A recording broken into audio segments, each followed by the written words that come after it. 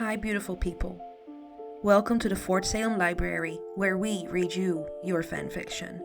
So sit down or don't, relax or don't, and enjoy these stories in a way you have not before. We at Fort Salem Library do not own Motherland Fort Salem or any of the related characters. The Motherland Fort Salem series is created by Elliot Lawrence and owned by Freeform. This story is a work of fanfiction and is meant for entertainment only. We are not making any profit from these stories. All rights of the original Motherland Fort Salem story belong to Freeform. We also do not own Bird Undead or any of its original characters and storylines. We did, however, get permission from the author to read their story. This story was created and written by the avid reader _ sometimes writer, and you can find the link in our show notes. This story is being read to you by Angela.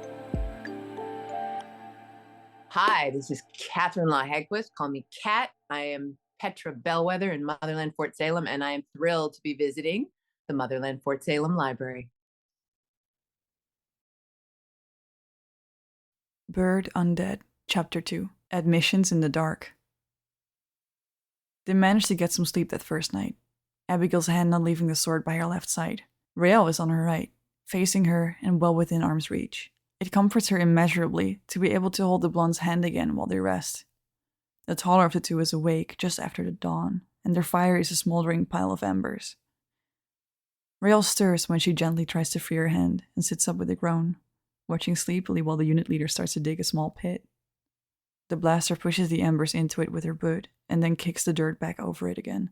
It's to prevent them from accidentally starting a forest fire after we leave camp. That's the last thing we need right now. You okay to keep moving? She explains before the blonde can ask. Yeah, I think so, the fixer nods, letting the taller witch pull her carefully back up to her feet. They walk all day and make camp again at night.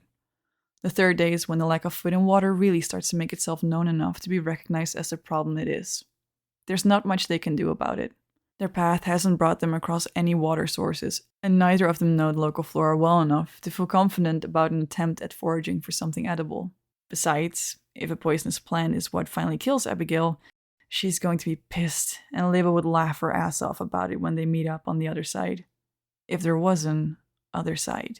Having come back from the dead somehow, Abigail isn't sure what she believes in that regard anymore, and she spends part of the day musing about it silently to herself. She's come no close to an answer about what her beliefs are now, by the time she decides they should stop for the night. But it doesn't really matter. She came back from the dead. They both did. They had both died. They had been dead. She'd felt it, even if she didn't know how long it had been for. But they were back now, and they were very much alive. Be it by the whim of some god, goddesses, angel, or demon. For better or for worse, they were alive again. And she has more important things to think about than to be bothered by the how or why of it all at the moment. Rael is bleeding sluggishly again when they stop, and her coughing has only gotten worse. She'd been quick to drop to a sit with a pained groan as soon as she was able to, flopping gingerly onto her back after a few minutes. Abigail can feel her gentle observation while she goes about setting up camp by tracking down the usual firewood and tinder for them. The new ritual of it calms her slightly, in their still unfamiliar surroundings that she thinks they're near the edge of. She's noticed the trees starting to thin throughout the day, and she hopes that means they're close to the location she'd recalled from the briefing. Abs, just leave me here. You'll cover more ground without me slowing you down. Leave me here and get help. I'm already dead anyway. The blonde wheezes after another coughing fit rattles her. The words halt Abigail's hands just as they finish the tent of sticks, and she turns around to look at her companion incredulously. Blue eyes are the same as they had been when their owner had told the taller witch to let her go on the battlefield too, and it makes the blaster's jaw clench and her eyes harden. Absolutely fucking not. They were going to talk about this here and now, apparently. Not a chance. The last time I let you out of my sight, you got stabbed, and that was for less than a minute. The time before that, you decided to go on an impossible mission with all of our salva. You're more of a shitbird than I thought if you think I'd even consider it.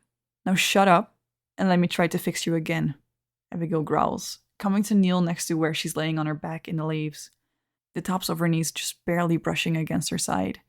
She'll have a better chance at having a snowball fight in hell with the devil himself, then ever convincing Abigail to listen to that particular request, and the look in the brown eyes doesn't fail to convey that message. Bells, you can't. The smaller girl tries tiredly. Not well, but I can do my best, the blaster agrees, taking her hand and keeping it from retreating with her other around the pale wrist. The fixer doesn't fight her, and the link opens between them again. The taller witch pulls as much of it she can handle into herself, only stopping when the blood starts to wet the front of her black undershirt and the lungs feel tight. She coughs. Not as bad as Rael had been doing, and nods when she spots the blonde breathing easier.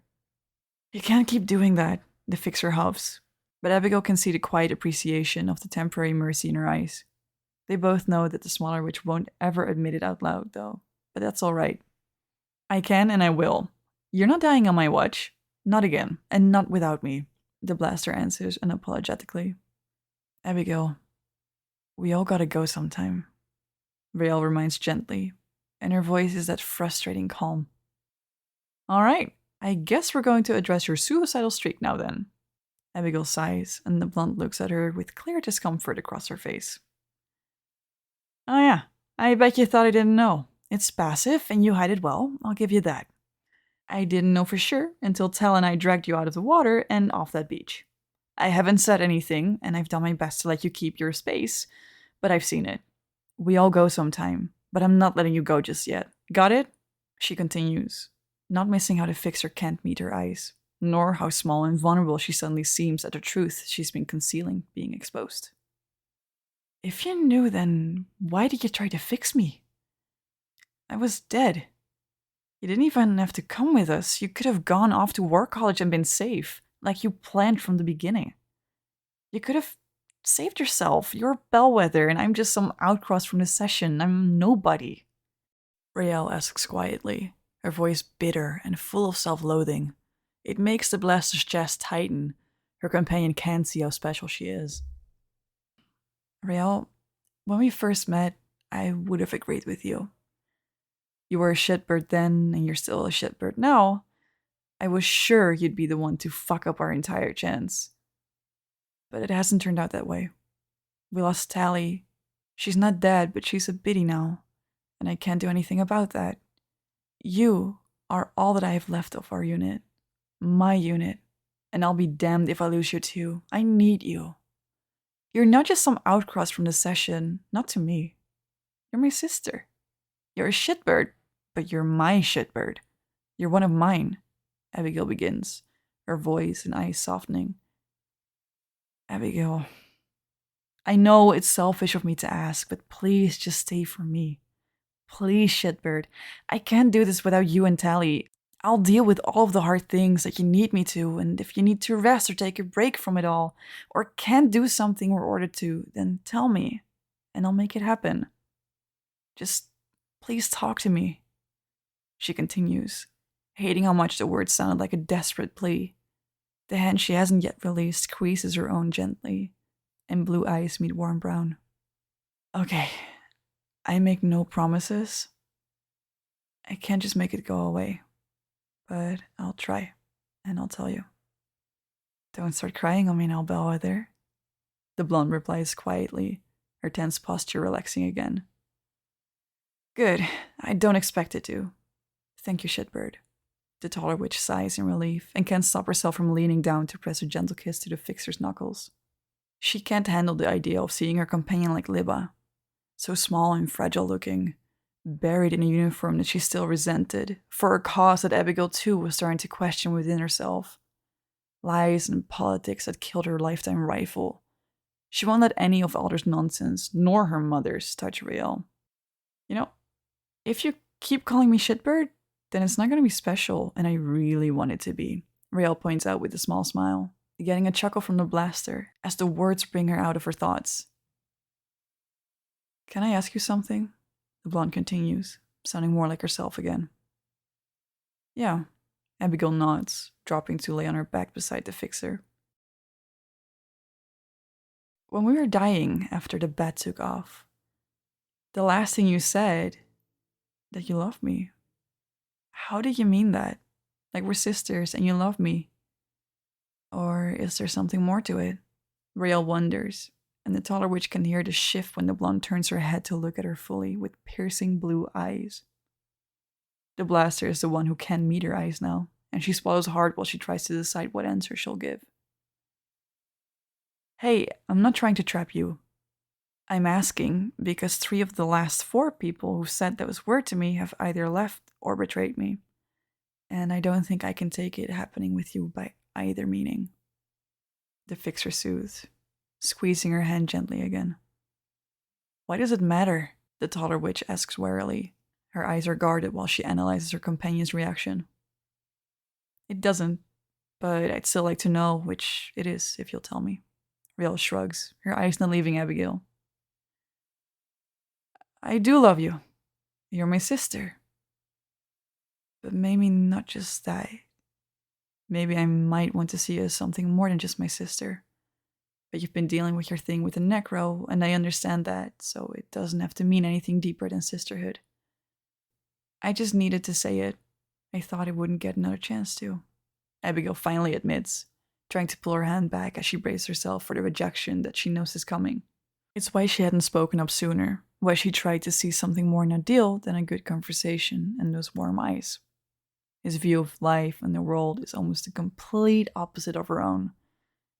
They're erased in different worlds, very literally. But while he'd begun to alter her views, he just didn't challenge her the same way the girl beside her did. She's always preferred someone who'll put up more of a fight, who'd challenge more than just her view of life and the world. But Rael loved Scylla, and that was something she'll accept. She has to. Abigail is many things, but she's not a homewrecker. She won't ever be someone who pushes their feelings on someone who doesn't return them. She hates those kinds of people. Many of her High Atlantic peers are like that due to some sense of entitlement that they seem to think comes with being a legacy. It's disgusting, and she's gotten in her fair share of sucker punches for those who didn't take her first or second no at face value. They had learned quick that the Bellwether legacy meant business, and Libba had done the same thing when she'd had enough of it too. They had given each other high fives and compared striking techniques to improve for the next time it needed to happen. Those few moments were the first time they'd had each other's backs, both stepping in next to the other witch to glare away anyone who dared to try and jump in and help the recipient of the hit. Their united front had always been enough to frighten away the entourage. Bellwether and Swithe were fearsome girls in their own right, but the idea of dealing with both working together? Absolutely terrifying, according to every other High Atlantic their age. They would have been great friends. They should have been. They almost were by the end. Needless to say that neither of their mothers had been pleased, and it was the first time and only time they'd ever seemed to agree on anything. It was also the first time Abigail hasn't shrunken or bowed under her mother's scolding and disapproval. She'd known she wasn't in the wrong no matter what Petra said, and her fathers were on her side too, behind their wife's back. They'd all given their approvals quietly and in their own ways. Anton had started to teach her hand-to-hand when Petra was out. Claude augmented those lessons by teaching her how to use seeds to harden her strikes, as well as give them a bit more oomph when she needed to. Furman slipped her boxes of her favorite sweets with a wink every time it happened, and would probably fix her knuckles if they split or bruised. Chervel would always tell her that she should have hit them in the nuts instead, but Abigail would insist that men like that don't deserve to be reminded that they even have balls, and also that some of the people she'd punched were actually women too, but they'd both end up laughing about it in the end. The joke always being that Abigail, in fact, had the biggest balls of them all. The firm grip on her hand, not letting her retreat, breaks through all of the thoughts in her head and brings her back to how they even started to spin out of control in the first place. Abigail, you're a pain in the ass. You're just as stubborn as me, but you haven't lied to me, as far as I know, which is mildly worrying because I can tell, and I want to continue to believe you haven't. You haven't betrayed me, though. I had a feeling you wouldn't just abandon Tal and I to be war meat while you went off to climb the ranks. You're too loyal and unerringly protective to ever do that, not to mention how possessive it makes you, Bells. The blonde begins with a chuckle that Abigail might call fond if she wasn't still so wary of how this was going to end. She'd put her cards on the table, now she had to wait. And patience was always something she'll do her best to have with Rael. Only Rael. And maybe Telly, but Telly was the patient one of them. Had been. She had been. Focus, Abigail. You can't keep hiding away your thoughts. You're a bellwether, and bellwethers don't run from anything. She coaches herself mentally, swallowing hard again and trying not to hold her breath. I haven't been the best unit mate to you, let alone sister. You've been the one helping me with my shit, and that's not fair. I know you didn't leave the wedding without your own trauma. I saw how you flinched when Isidora slit that girl's throat that day with Treefine. The fixer continues, seeming to be working through her thoughts out loud, and Abigail isn't sure if it's for the smaller witch's benefit or her own. The lack of food and water has hit Rael the hardest because of her wound, though they both might just be at their most tired at this point. But she doesn't mind. The rambling is cute. It'll be ironic if they survive just to be killed by something as civilian as dehydration or starvation. I'm dealing with it. I'm okay. You weren't, and you're my sister. I have a sworn duty to defend and protect you and tell both, no matter what, even if it's from yourselves. I haven't lied to either of you either. Kinda goes against my idea of loyalty for myself at least. Bellwethers don't hide from anything, especially nothing as simple as the truth, even when it hurts us. We're tough. Abigail points out, finally looking at her. You haven't lied to me then. I kinda trust you more than anyone. You haven't really given me a reason not to. Not since the beginning when I thought you were just a stuck-up military brat. But even back then you showed that you don't hold back. And I don't think you could even if you tried. Your damn pride won't allow it. Not with words and not with anything, even if you have learned to soften how you say things. But I can't handle having my heart wrecked again, Rael muses, her voice tightening. There it is, the rejection. As predicted. And Abigail nods her acceptance of it. The blonde is her sister, just her sister, and that's okay. It's enough. It has to be. Maybe in time, but for now she'll make sure nothing changes. She's a witch of her word. I get it. No hard feelings then. Like I said, I just needed to say it, and it doesn't need to be taken as anything deeper than sisterhood. The taller witch shrugs, keeping her voice level. She'll never hold a rejection against her sister. You can't control who you love, and her sister doesn't love her like that. She's been told worse things than this about many other situations. She can brush this off and not let it make things weird between them. They're sisters. Sisters. Sisters. Sisters. Nothing more. And she can live with that because it means she still has Rael. She gets to keep standing and fighting by your side, the way they have since after that first confrontation on the floor in the training room, since they shook on a ceasefire. She can still protect Rael and comfort her when her demons become too loud, just like she's been doing. This changes nothing. They're a unit. Her unit. Even if they're one short now. What? No. Shit. Sorry, I went off on a tangent. My head feels like it's spinning. I'm trying to tell you that maybe I might love you more than a sister too. Words aren't my thing. The blonde shifts again, squeezing her hand while she looks at her with weird confusion, in a way that drags Abigail out of her refortification of their boundaries within herself. But you said you can't handle having your heart broken again, the blaster points out, that thing called hope poking its head out from where it's taking shelter behind the walls of her heart since the moment she'd heard the question. Bellwethers don't hide, but that part isn't a bellwether. It's just a girl who wants to be loved for something more than her name for the first time in her life. It's just Abigail, and she's allowed to hide and feel the fear her last name demands she ignore, even as she dares to try and reach out for the one person she knows could give her that and more. They're soldiers. They've been trained and drilled and taught to be weapons. They're witches, blessed with the gifts of the blood. They're powerful, and in some places feared for what they are and can do. But beneath it all, they're just young women, just girls. Barely finished being kids and not even close to having an idea of what being an adult is really like. And the taller girl finds herself holding her breath while she tries to keep the walls up around her fragile heart just in case. Yeah, so I'm kinda trusting you not to break it, Abs. Maybe I like the idea of being your shitbird. My type is dark hair and trouble, remember? And you, Abigail Bellwether, seem to lead us through the most trouble even if Tal and I get us there in the first place. I'd say that checks all the boxes, dude. The other girl laughs, but her words sound sincere. Those winter blue eyes sparkle in that way they rarely do, when it seems like she feels like she might actually have a chance at being happy for once, no matter how briefly, without the shadows of her demon darkening them.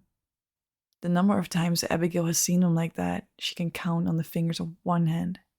And most of those times had been around or about Zilla, but she's treasured the sight every time deep down. I don't think I can handle having my heart be shattered like that either, Color. So I'm going to wait and ask for you to say that to me again when we're not both probably delirious from exhaustion and potentially the start of dehydration and starvation. Because I need to be sure that I'm not so tired that I'm hallucinating you telling me this. Please, I can take the chance that this isn't real, Abigail admits, finally squeezing her hand in her own and keeping her guard up for now. You're afraid that you're hallucinating? I've been worried that my sanity was starting to leave me the way my blood's been doing, Bells. Riel chuckles, getting a small huff of laughter in response.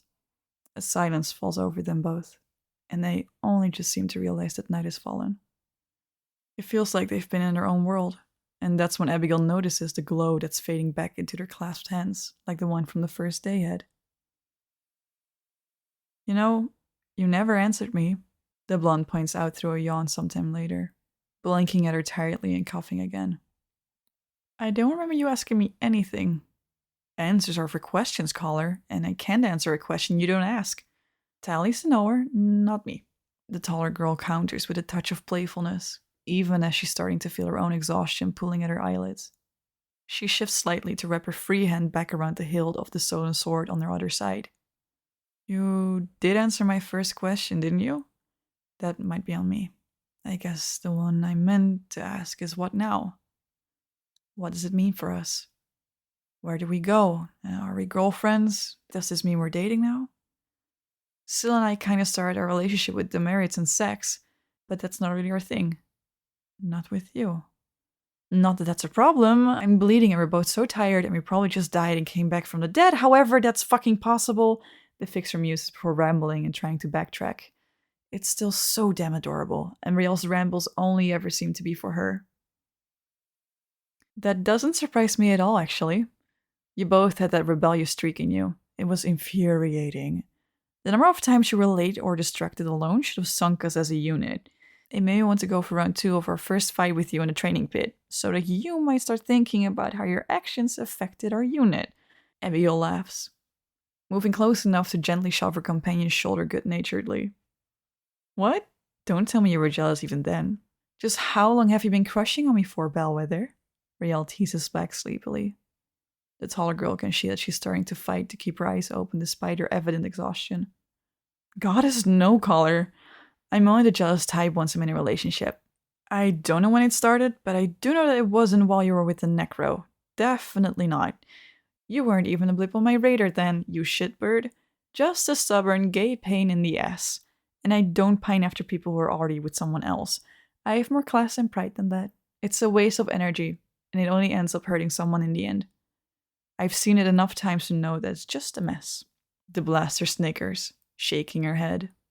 The blonde finally gives the ghost of a chuckle in agreement beside her, now laying on her side and facing her. She's curled around their hands again, and her eyes have finally fallen closed. Abigail can tell she's barely awake, and she falls silent to let her companion rest. The smaller girl needs it, her body still in rough shape from the stab wound. Night Ray, she whispers, mostly to herself. A yawn sends her into a coughing fit that she tries to keep quiet. She shuts her eyes once it's over. It's late. They still have ground to cover. And she needs sleep too.